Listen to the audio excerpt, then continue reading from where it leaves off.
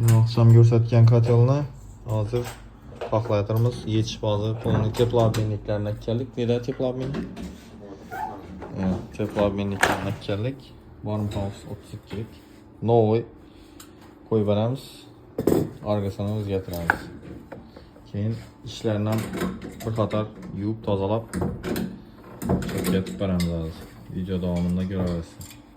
Bizda meni tozalab turish kerakdan bu grezovik meni ichine qaranglar. Kotel qopishim qiynaladi. Dam olmaganni odamlardan maska bilan. O'zida bir şey tuttu canavar. Ben doполнительно alıp katıldan ham koyma. Bu geçse ili beramandan şarp argın aylantırıp alaman. Ondan nasıl? Hazır. Şu derecede dıkılığına gelmiş hiç.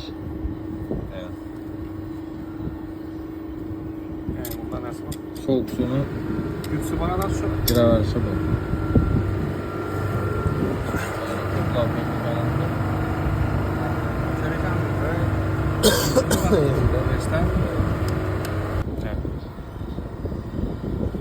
Yıklap tuttu, yıklap.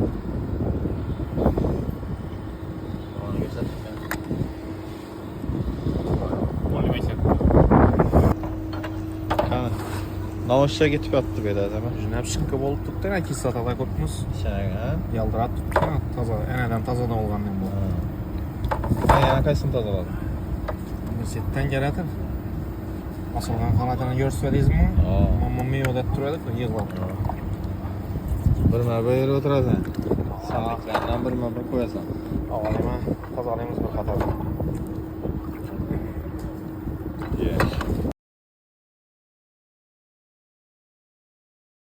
Halasa yine teplobmenlikni tozasini koyduk.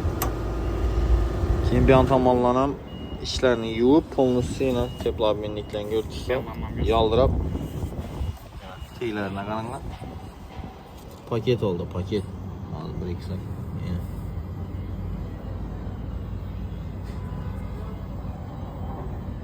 Evvelki halatını çıkardı, hazırki halatına qaranglar.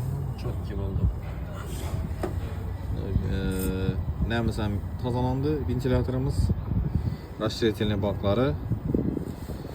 Qarşı polni profilaktika olduğunda sistemana bir yuvib beramiz ha azam. Ava. Yaptın sen? Ava deymi? Xizmat uzaytaverasiz. Shuni qachonlamasa. Skatib topib beramiz.